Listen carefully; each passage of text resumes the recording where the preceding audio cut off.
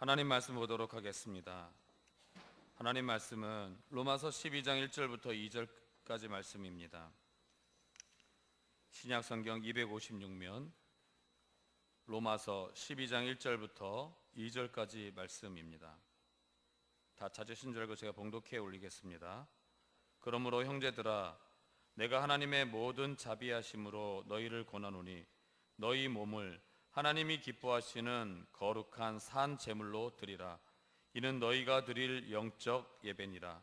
너희는 이 세대를 본받지 말고 오직 마음을 새롭게 함으로 변화를 받아 하나님의 선하시고 기뻐하시고 온전하신 뜻이 무엇인지 분별하도록 하라. 아멘. 이 시간 신동희 담임 목사님께서 나오셔서 살아있는 예배자를 세우는 교회에 대해서 말씀을 선포하실 때에 많은 은혜 받으시기 바랍니다. 할렐루야. 아멘. 우리 옆에 분들과 인사 한번 나눌까요? 새해 복 많이 받으십시오. 우리 인사를 했지만 또 바뀌었으니까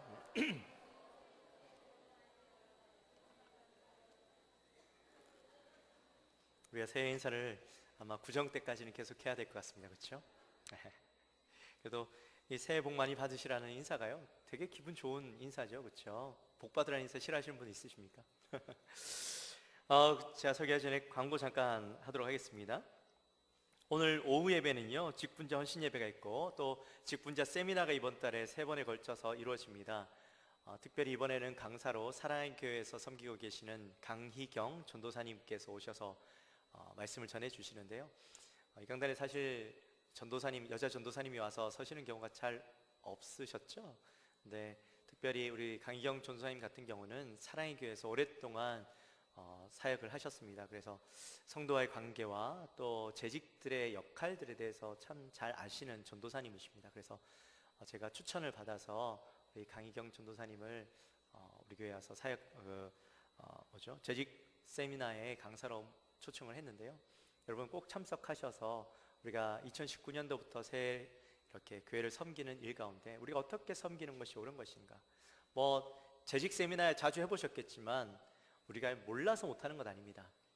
하다 보니 귀찮아지고 또 까먹고 또 그런 마음의 어떤 중요성들이 자꾸 변화되다 보니까 자꾸 리마인드를 해야 됩니다. 자꾸 생각을 일으켜서 우리의 사역에 또 우리의 재직으로서의 역할들을 다시 한번 되새기고 다시 돌이키는 일들을 해야 되는데, 오늘 재직 세미나로 그 일들을 처음 시작합니다. 여러분 많이 참석하셔서 여러분의 역할들을 잘 감당하시게 되시길 바랍니다.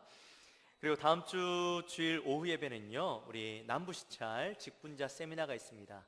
매년 1월 둘째 주만 되면 우리 남부시찰회가 같이 모여서 우리 직분자들 세미나하고 또 말씀을 나누고 또 교제하는 시간을 갖는데, 이때 우리 이번엔 주다산 교회에서 합니다. 여기서 한 40분 정도 우리 동탄까지 가는데 1시 반에 출발하려고 합니다. 2시 반부터니까. 대신 오후 예배는 없습니다.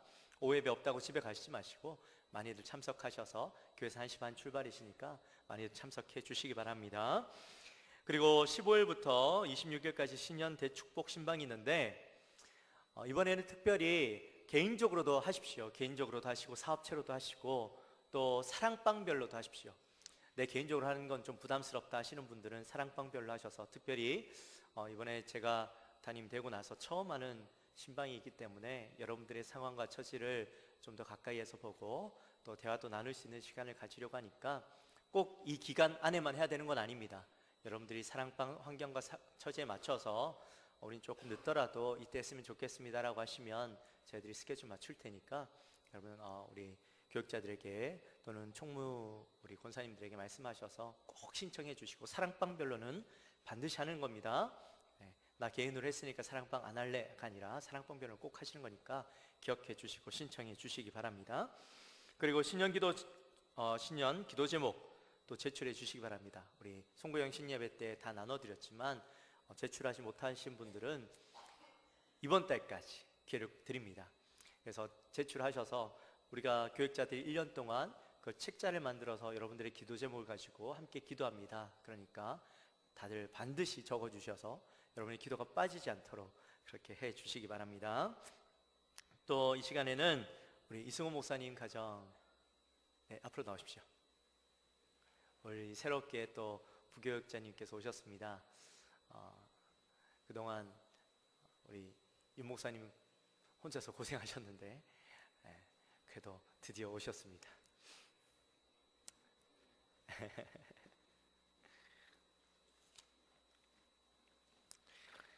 네, 우리 목사님 성함은 이승원 목사님이십니다.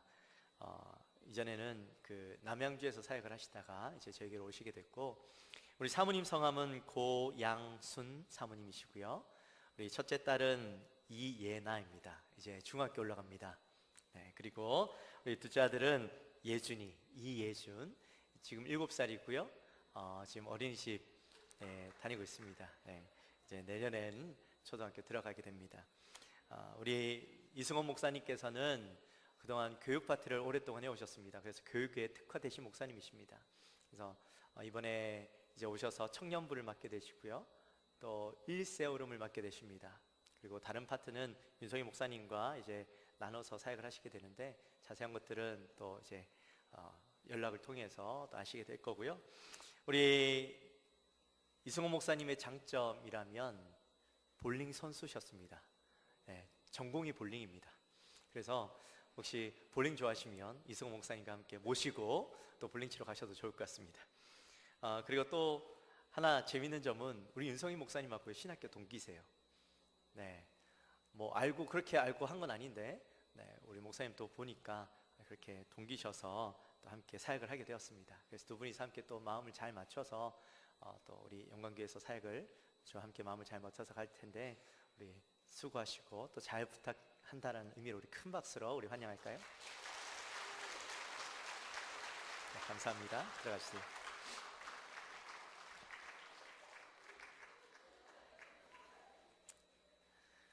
아이가 많아지니까 좋죠. 네. 사랑하는 성도 여러분, 이제 2019년도가 시작되었습니다. 2019년도를 시작하며 사람마다 새해가 되면 나름의 꿈과 비전과 소망들을 가지고 한 해를 시작을 하는데, 여러분들은 어떤 꿈과 소망을 가지고 이번 한 해를 시작하셨습니까? 특별히 신앙을 가지시는 분들은 새해가 시작되면 나름의 신앙의 소원도 가지고 한 해를 시작을 하시죠. 올해는 꼭 성경 일독하겠습니다. 매년 하는 거지만 올해는 꼭 성경 일독하겠습니다. 올해는 내가 성경금 하겠습니다. 11조 잘하겠습니다. 뭐 여러 가지 나름의 신앙적 소원도 가지고 계실 겁니다. 여러분, 어떤 소원을 가지고 이 한 해를 시작하셨습니까? 우리 영광교회도요, 이제 새롭게 한 해를 맞이하면서 또 이제 새로운 리더십으로 교체가 되고 나름의 새로운 비전과 또 꿈을 가지고 시작을 하려고 합니다. 저는 우리 영광교회에서 담임으로 사역을 시작하면서 제 마음 가운데 숙제 같은 것이 하나 있었습니다. 정말 우리 교회에 가장 필요한 게 뭘까? 그리고 하나님께서 지금 우리 교회를 바라보시면서 무엇에 대해서 말씀하고 싶으실까 하는 것들입니다. 물론 이런 기도의 내용들은 제가 사역을 시작하면서 어느 교회를 가든지 늘 제 마음 가운데 품고 기도하던 내용들이었습니다. 그런데 가는 곳마다 이런 기도 제목을 가지고 기도할 때마다 제 마음 가운데 하나님이 주시는 게 뭐냐면 바로 예배의 회복입니다. 제가 예배의 회복이라고 얘기하니까 혹시라도 우리 교회 예배가 문제가 있고 잘못된 예배를 드리고 있나 하는 생각이 드실지도 모르겠습니다만, 그런 거는 아니고요. 제가 보니까 다들 예배에 대해서만큼은 뭐 우리 교회에서 잘 훈련 받으셔서 자타가 인정할 만큼 잘 훈련받고 예배에 대해서도 잘 드리고 계시는 것 같아요. 지난주에도 이제 우리 교회에 계시던 전 교인을 만나서 이야기를 나누다 보니까 그분들이 하는 얘기가 동일해요. 우리 교회에서 훈련을 잘 받아서 다른 교회에서도 열심히 잘 사역한다고, 어디 가서도 부끄럽지 않은 그런 신앙생활을 하게 되었다라고 그런 말씀을 하시는 걸 들었습니다. 맞는 것 같습니다. 잘 훈련 받으셨어요. 예배에 대해서 잘 훈련 받아서 예배를 섬기고 사역하는 데 있어서 참 열정적이신 것 같아요. 그렇다고 해서 예배 형식이나 방법적인 부분에 있어서 문제가 있고 거기에 대해서 지적하려고 하는 것도 아닙니다. 제가 이제 사역을 하면서 많은 분들이 저에게 말씀하십니다. 우리 교회 개혁이 필요하고 변화가 필요합니다. 물론 변화가 필요하고 개혁이 필요하죠. 꼭 있어야만 합니다. 그런데 어떤 변화와 개혁을 꿈꾸는지에 대해서는 사실은 좀 잘 모르겠습니다. 물론 여러 가지 부분에 있어서 개혁이 필요하고 변화가 필요하지만 특별히 예배라는 부분에 있어서 어떠한 변화와 개혁이 필요할까라는 고민들을 제가 많이 해봅니다. 대형 교회들이나 아니면 일명 잘 나간다라고 하는 그런 교회들의 어떤 프로그램이나 방법들을 가지고 와서 우리 교회에 접목하는 것이 변화인가 개혁인가라는 생각도 해봤습니다. 물론 그런 변화들도 개혁들도 필요합니다. 다른 교회에서 잘 사용하고 그것들이 또 좋은 프로그램들이 우리 교회에 필요한 부분들이 있으면 잘 적용해야죠. 거기에 대해서 얘기하고자 하는 것은 아니고요. 또 부흥에 대해서 어떻게 하면 사실은 그 변화와 개혁이 부흥을 위한 거겠죠. 부흥을 위해서 어떤 것이 필요한가, 사람들을 어떻게 관심을 끌어들이고 우리 교회를 오게 할 수 있을까라는 부분들도 중요한 부분입니다. 특별히 목회자가 되고 난 뒤에 담임이 되고 난 뒤에 이 수적인 부흥도 굉장히 예민하고 또 조심스럽게 저를 바라보는 시각이기도 하죠. 또 새벽기도 부흥을 일으키고 뜨거웠던 교회였기 때문에 그 뜨거움, 새벽기도의 열정을 다시 한번 회복했으면 좋겠다라는 마음들이 성도들 안에 있습니다. 그 회복도 중요하죠. 네, 여러분, 정말 그것을 원하십니까? 어떻게 하면 여러분들의 그 마음의 소원들이 이루어질 수 있을 거라고 생각을 하십니까? 그게 방법입니까? 변화입니까? 개혁입니까? 물론 그런 변화를 통해서 우리에게 해결되어질 수도 있겠죠. 근데 외적인 변화와 개혁을 통해서 이루어질 수 있는 것은 반드시 한계가 있습니다. 제가 지난번 사역 컨퍼런스 때에 제 목회 비전, 사역 비전을 이렇게 이야기하면서 제가 그런 말씀을 드렸습니다. 좋은 예배가 좋은 예배자를 만드는 것이 아니라, 띄워주십시오. 좋은 예배자가 좋은 예배를 만든다.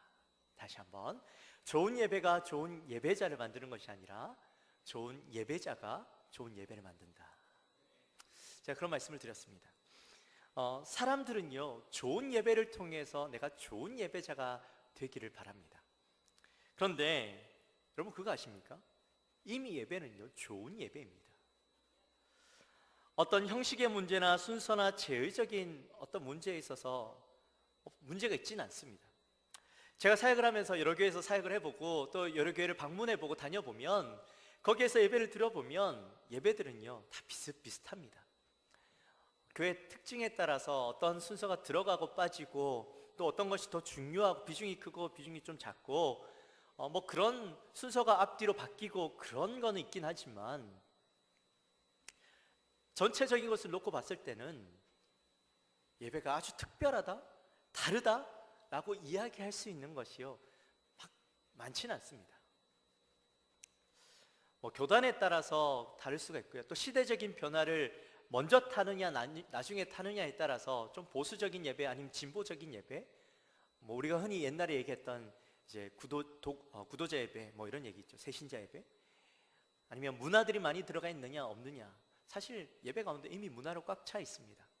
근데 우리가 봤을 때는 좀 진보적인 것을 보고 문화가 들어와 있는 예배라고 얘기하지만 고전 예배도 사실은 문화로 가득한 예배입니다. 그런데 그렇게 결과적으로 놓고 봤을 때는 다 좋은 예배라는 거죠. 그런데 그런 좋은 예배를 드리고 있음에도 불구하고 내가 은혜를 받지 못한다라는 것은 뭐가 문제가 있는 걸까요? 바로 내가 좋은 예배자가 되어 있지 못하다라는 것이죠. 저는 오늘 한 해 동안 우리가 성도들과 함께 나누었으면 좋겠는 건 이겁니다. 진짜 예배가 뭘까? 좀 더 근본적인 것부터 우리가 함께 고민하면서 그동안 우리에게 너무나도 익숙해져 있던 예배, 정형화된 그 예배 속에서 신앙인이라면 한 번쯤 나의 예배에 있어서 뭐가 문제인가, 내가 드리고 있는 예배 가운데 뭐가 문제인가, 정말 내가 드리는 예배를 하나님께서 기뻐 받으시고 계신가에 대한 고민들이 필요하다라는 거죠. 오랜 신앙생활을 통해서 내가 드리는 예배가 바른 예배, 내가 아는 예배가 옳은 예배가 아니라 내 안에 열정이 있고 뜨거움이 있어서 드리는 예배가 무조건 옳은 예배가 아니라는 거예요. 그래서 새롭게 우리 영광교회가 시작을 하면서 원래 2019년도 주제를 살아있는 예배자를 세우는 교회라는 주제를 가지고 함께 저와 여러분이 진짜 예배가 뭔가, 나는 어떤 예배자인가 되돌아보면서 하나님이 기뻐하신 예배자로 세워지는 그런 한 해가 되었으면 좋겠습니다. 여러분들 마음 가운데 그 마음을 가지고 올 한 해 우리가 예배에 임했으면 좋겠습니다. 그렇다면 우리가 좋은 예배자가 되기 위해서 먼저 알아야 할 것이 있는데, 도대체 예배가 무엇인가 우리가 먼저 잘 알아야 되겠죠. 좋은 예배자가 되기 위해서는 예배를 알아야 좋은 예배자가 될 수 있지 않겠습니까? 그래서 그 예배에 대한 개념을 좀 명확하게 하고 갔으면 좋겠다라는 생각이 있습니다. 여러분, 예배가 뭘까요? 예배가 뭡니까? 사실 지금 제가 쭉 보니까 우리 교회에서 얼마나 많은 예배가 있는지 모릅니다. 주일 오전 예배 1부, 2부, 3부 있죠. 오후 예배 있죠. 수예배, 금요예배, 또 새벽 예배 있고, 또 그 예배뿐만 아니라 사랑방 예배, 신방 예배 등 공식적으로 드리는 예배만 오전 예배를 하나로 묶어버린다 해도 10번의 예배, 다 나눠서 예배해도 12번의 예배가 있습니다.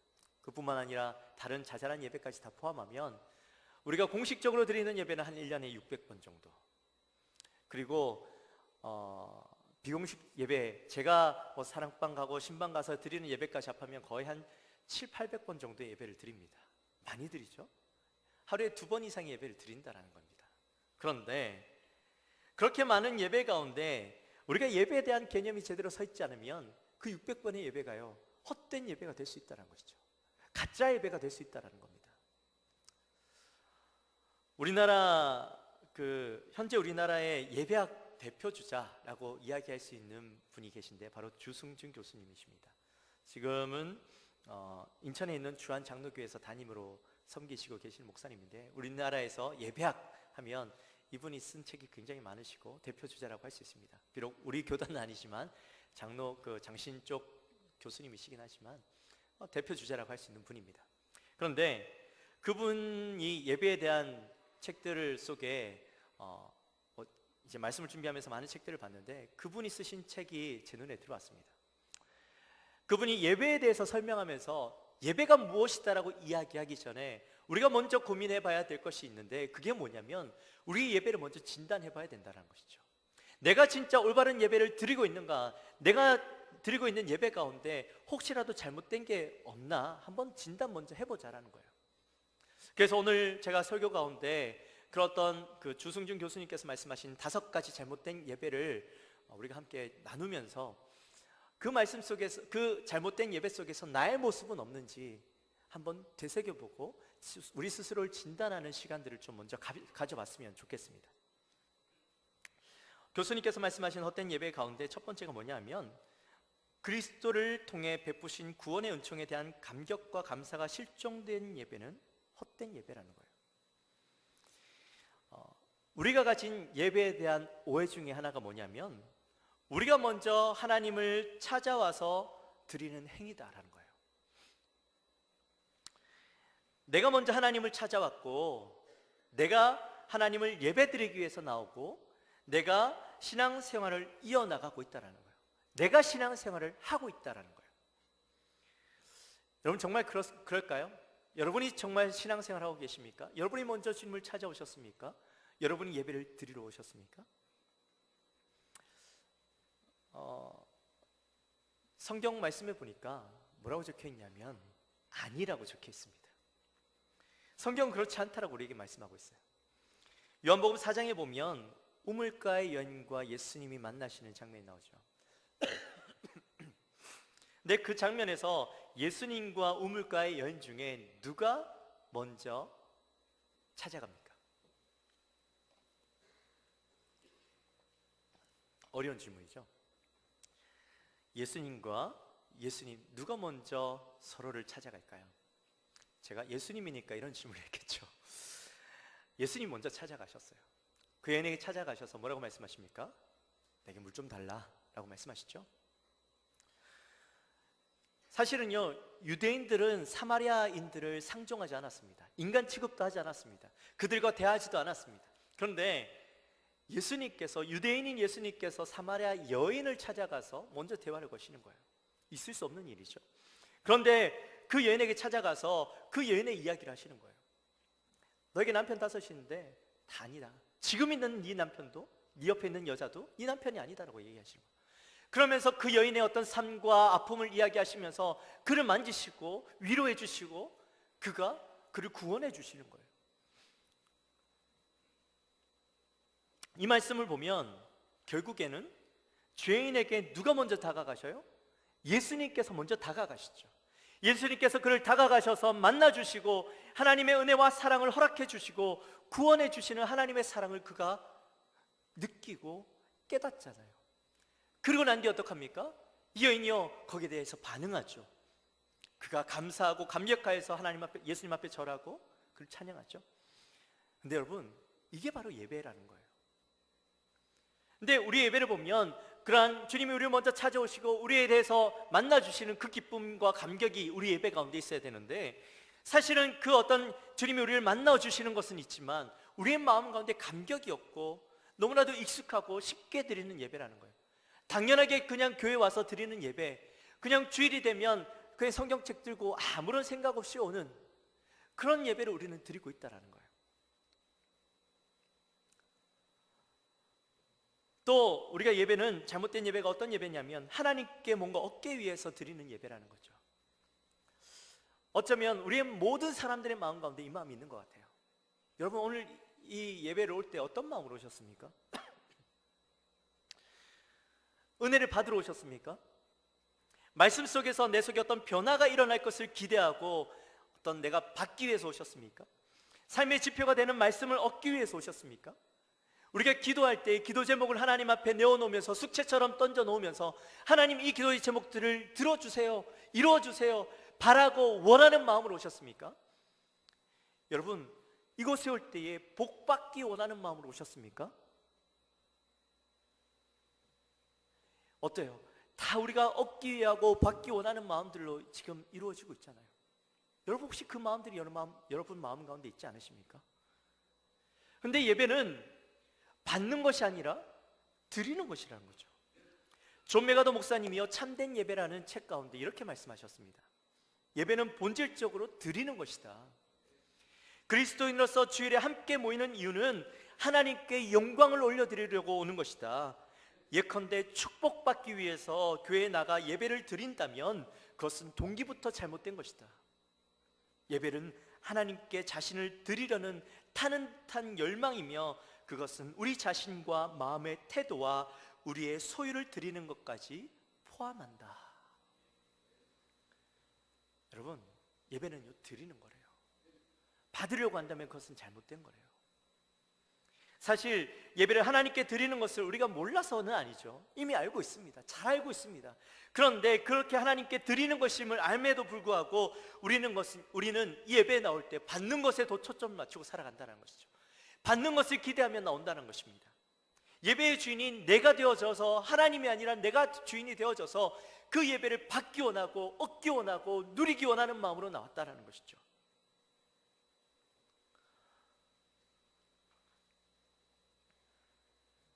잘못된 예배라는 겁니다. 물론 우리가 하나님 앞에 예배를 드림으로 은혜를 얻습니다. 누립니다. 그런데 비중이 어디 있냐는 거예요. 우리의 중심이 어디 있냐는 거예요. 받는 것에 있느냐, 드리는 것에 있느냐는 거죠. 예배는 드리는 것에 있어야 됩니다. 우리가 하나님 앞에 예배를 드리면 받는 것은요, 거저되어지는 거예요. 하나님께서 주시는 거예요. 우리가 받으려고 노력하지 않아도 하나님이 주시는 거예요. 그리고 세 번째로, 잘못된 동기로 드리는 예배다. 잘못된 동기로 드리는 예배. 말라기서 1장에 보면 잘못된 예배에 대해서 하나님께서 질타하시는 장면이 나옵니다. 말라기서 1장 6절에서 7절 말씀입니다. 내 이름을 멸시하는 제사장들아, 나 만군의 여호와가 너희에게 이르기를 아들은 그 아버지를, 종은 그 주인을 공경하나니 내가 아버지일진데 나를 공경함이 어디 있느냐? 내가 주인일진데 나를 두려워함이 어디 있느냐? 하나 너희는 이르기를 우리가 어떻게 주의 이름을 멸시하였나이까 하는도다. 너희가 더러운 떡을 나의 제단에 드리고도 말하기를 우리가 어떻게 주를 더럽게 하였나이까 하는도다. 이는 너희가 여호와의 식탁은 경멸히 여길 것이라 말하기 때문이라. 여러분, 지금 이 말씀이 어떤 장면인지 이해가 가십니까? 그림이 그려지십니까? 지금 하나님께서요, 제사장들에게 질타하고 계시는 장면이죠.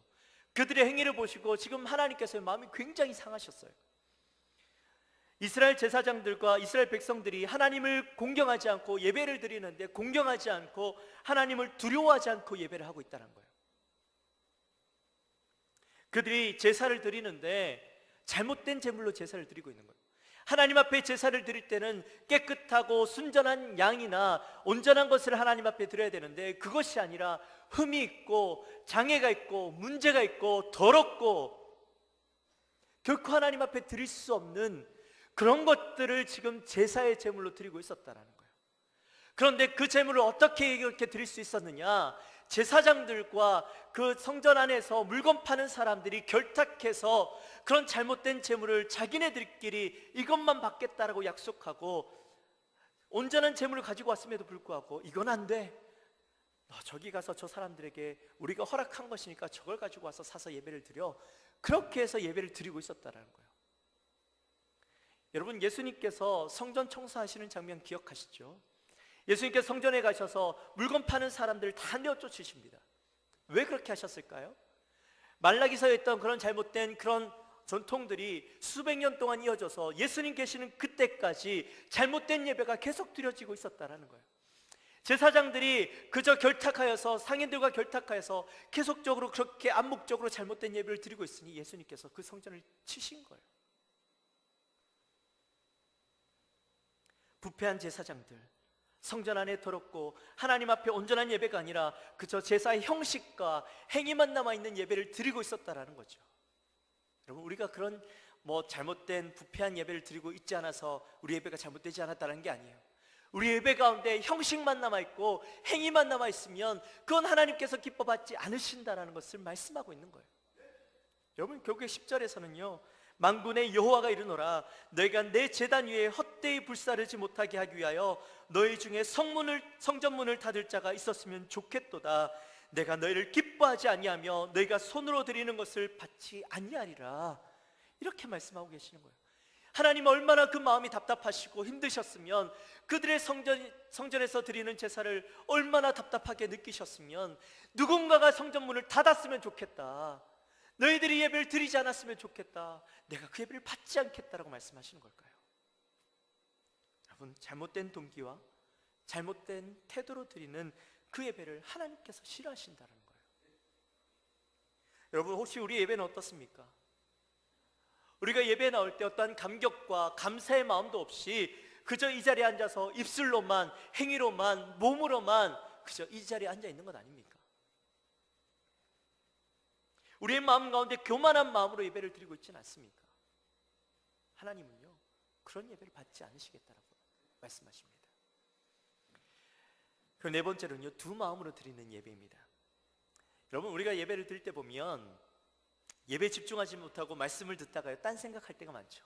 지금도 예배를 드리다가 뭐 하나 꽂혀가지고 딴 생각하시다가 제가 이 얘기하니까 내 얘기하네 그리고 깜짝 놀라시는 분 계시죠? 여러분, 기도하다 보면 우리가 기도하는데 집중하지 못하고 중언부언할 때가 있습니다. 기도하다가요, 어제 갑자기 일들이 생각이 나고 교회 올 때 일들이 생각이 나요. 이 얘기는 기도를 하는데 생각은 딴 데가 있는 거예요. 마음이 두 마음으로 나눠져 있는 것이죠. 우리의 생각이 하나님께 집중하는 것이 아니라 하나님께 마음은 가 있는 듯 하지만 결국엔 다른 마음으로 나뉘어져 있는 마음들, 이 두 마음으로 우리가 예배 드리고 있는 거예요. 두 마음을 하나님께서 기뻐하지 않으신다는 거예요. 마지막으로 회개함이 없는 닫힌 마음. 다윗이 시편 139편에서 이렇게 이야기합니다. 하나님이여, 나를 살피사 내 마음을 아시며 나를 시험하사 내 뜻을 아옵소서. 내가 무슨 악한 행위가 있나 보시고 나를 영원한 길로 인도하소서. 지금 다윗이요, 이렇게 기도하고 있는데, 다윗이 이렇게 기도하고 있는 이유가 뭐냐면, 자기가 하나님 앞에 온전히 서기 원하는데 혹시라도 자기 마음 가운데 내가 주님 앞에 고백하지 못하고 내가 보지 못하고 있는 죄가 있다면 하나님 이 시간 용서해 주십시오. 나로 하여금 그것을 깨닫게 하시고 내가 그 죄에서 벗어나게 해주십시오. 그래서 내가 예수님 앞에, 하나님 앞에 올바로 설 수 있는 예배자가 되게 해주십시오. 그렇게 기도하고 있는 거예요. 여러분, 우리가 하나님 앞에 설 때에, 예배할 때에 우리의 마음 가운데 죄가 있고 하나님 앞에 설 수 없는 뭔가 가로막힌 담이 있다면 그 예배는 온전한 예배가 될 수 없다라는 거죠. 여러분, 우리는요 진짜 하나님과의 관계를 온전히 회복하고 온전한 예배자로 예배를 드리기 원한다면 우리 안에 있는 죄의 문제부터, 하나님과 멀어져 있는 그 관계부터 우리는 회복해야만 합니다. 근데 이렇게 5가지 잘못된 예배를 살펴봤는데, 여러분 이 5가지 중에 여러분이 해당되시는 게 몇 가지나 되십니까? 세어보셨어요? 하나도 해당이 안 되신 분 계십니까? 여러분, 그런데 제가 이 5가지를 쭉 훑어보다 보니까 여기 안에서요 공통적으로 보여지는 게 있어요. 공통된 분모가 있어요. 그게 뭐냐면 이 잘못된 예배들 속에 그 중심에는 내가 있다라는 거예요.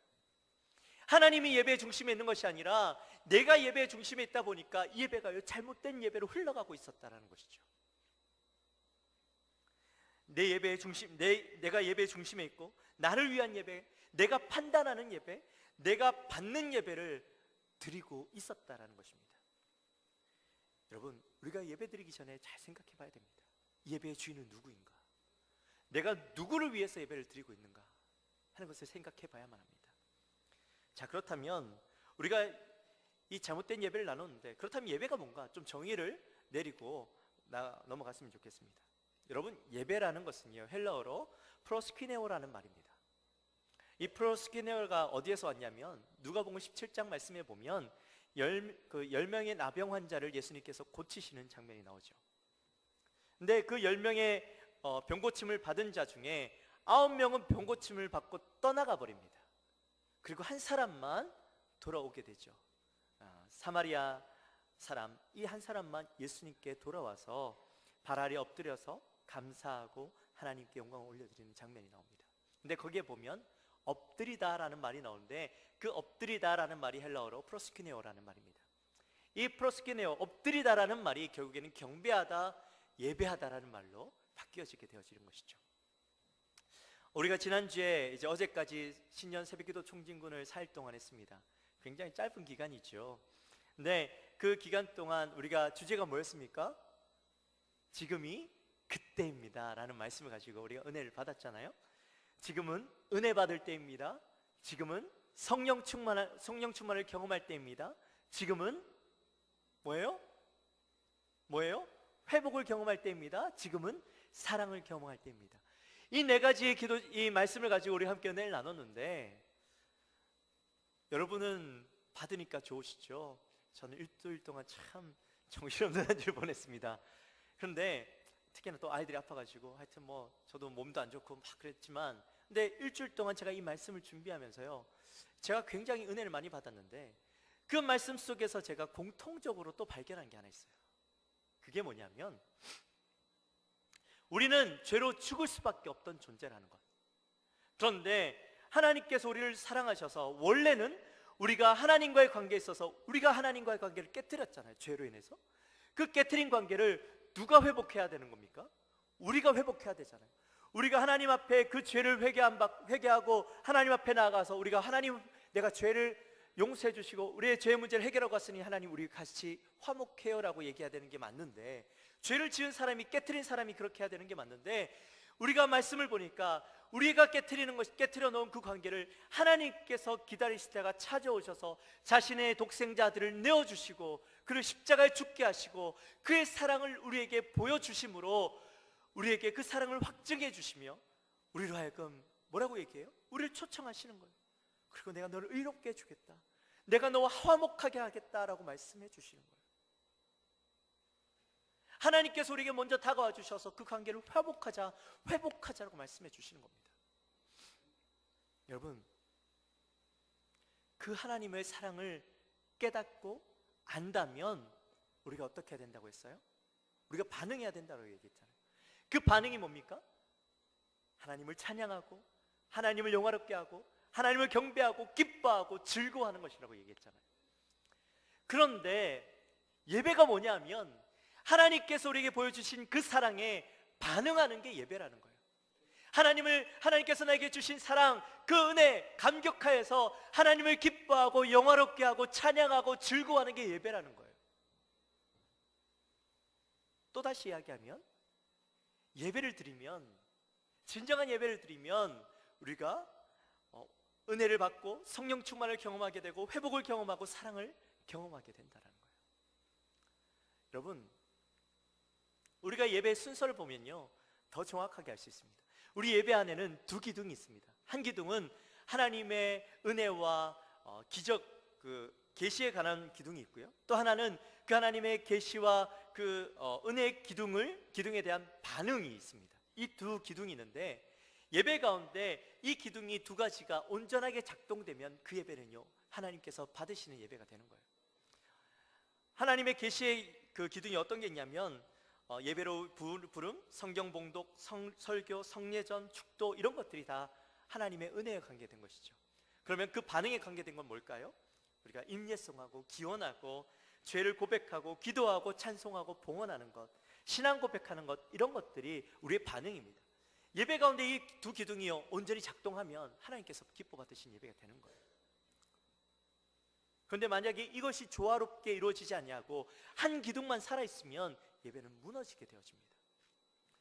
여러분, 하나님께서 주시는 은혜와 기적은요 늘 있습니다. 왜냐하면 이 예배의 주인 하나님이시기 때문에. 하나님의 마음은 우리를 향해서 늘 열려 있잖아요. 그래서 하나님의 마음은요 우리가 말씀을 통해서 은혜 주시기 원하고 우리가 이 시간을 통해서 깨닫기 원하는 마음들은요 변함이 없습니다. 거기가 어떤 예배든지 어떤 자리든지 하나님의 마음은 변함이 없는데, 중요한 건 사람의 마음이에요. 우리가 거기에 반응하는 마음들이 하나님의 마음을 알고 우리가 기쁨으로 반응하고 나가야 되는데, 그 기쁨이 없이 행위만 있다라는 거죠. 그러다 보니 온전한 예배를 드리지 못한다라는 겁니다. 예배는요 그 반응이 있느냐 없느냐가 결정하는 거예요. 여러분, 예배에 대해서 이렇게 말씀을 나눴는데 혹시 예배의 개념들이 좀 이해가 되십니까? 사실 오늘은 제가 한 말씀을 가지고 오늘 본문 말씀과는 조금 동떨어진 이야기지만, 이제 예배에 대해서 비전을 나누고 함께 우리가 어떤 고민들을 해야 될지 이야기를 나누다 보니까 좀 서론격으로 예배에 대한 얘기를 나눴습니다만, 여러분 이제 앞으로 다음 주부터 오늘 본문을 가지고 또 얘기하고 또 예배에 대한 얘기들을 많이 나눌 텐데, 그 속에서 오늘 말씀드린 그 말씀의 개념들을 좀 잡고 우리가 말씀을 들으면 예배가 이런 거구나 좀 깨닫게 되실 것입니다. 그래서 그 예배를 통해서 우리가 은혜를 나누고 좀 진정한 예배자로 바뀌어지는 저와 여러분이 되었으면 좋겠습니다. 마지막으로 이제 예배에 대한 좀 실제적인 이야기를 하고 마치겠습니다. 여러분, 지금 여러분 옆에 누가 계십니까? 여러분 옆에 누가 계세요? 권사님이 계세요? 집사님이 계세요? 장로님이 계세요? 여러분, 우리가요 예배를 드릴 때에 지금 우리 앞에 누가 있는가 하는 것은 참 중요합니다. 우리가 예배를 드릴 때 지금 이곳에 예수님이 계십니다 라는 마음을 가지고 우리 예배를 드리는 것이 너무나 중요합니다. 지금 예수님께서 나를 지켜보고 계신다라는 마음을 가지고 우리가 예배 드리는 게 너무나도 중요해요. 여러분, 지각하고요 예배 시간에 전화기를 만지고 딴 생각하고 졸고 있는 그 예배를 보시면서, 나를 바라보시면서 예수님 뭐라고 말씀하실까요? 뭐라고 말씀하실까요? 예수님은 아마 그래 잘하고 있구나 라고 말씀하시지 않으실 것 같아요. 야, 정신 차려. 지금 너희 예배를 내가 기뻐 받을 수가 없어. 누가 저 문을 닫았으면 좋겠어. 내가 너희 예배를 받을 수가 없어. 혹시 그렇게 말씀하고 계시진 않을까요? 여러분, 우리의 마음 가운데 두려운 마음이 있었으면 좋겠어요. 내가 주님 앞에 나왔지만, 하나님 우리의 사랑을 보여주셨지만 우리가 그 사랑에 감격하지 못하고 형식만 있는 예배, 잘못된 예배를 드리고 있다면 이 시간에 바뀌었으면 좋겠습니다. 하나님, 이 시간에 주인은 주님이십니다. 이 시간 내 앞에 우리의 예배를 기뻐 받으시고 내가 어떻게 예배 드리는 모습을 바라보고 계시는 분 주님이십니다. 내가 그 주님 앞에 우리 예배를 올려드리기 원합니다. 그 주님을 바라보고 예배했으면 좋겠습니다. 우리 시간에 우리 함께 찬양했으면 좋겠는데요, 우리 그 찬양을 고백했으면 좋겠습니다. 나는 예배자입니다. 나는 하나님을 예배하는 예배자입니다. 내가 서 있는 곳 어디에서나 하나님을 예배하고 내 영혼 거룩한 은혜를 향하여 우리의 완전한 하나님을 향하여서 지금 이곳에서 예배하는 그 예배자가 되겠습니다. 그 마음을 가지고 우리 함께 찬양하며 나갑시다.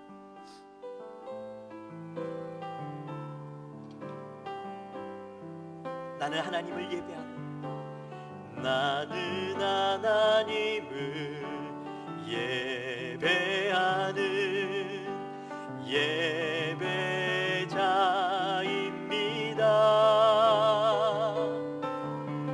내가 서 있는 곳 어디서나 하나님을 예배합니다.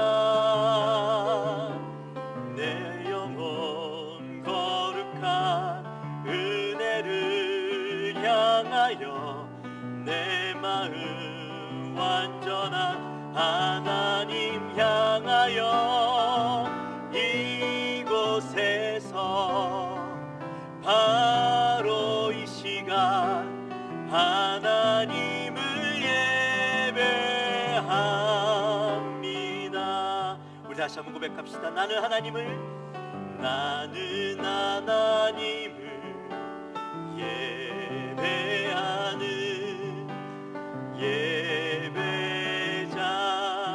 예배자입니다. 정말이십니까? 내가 서 있는 곳 어디서나 하나님을 예배합니다.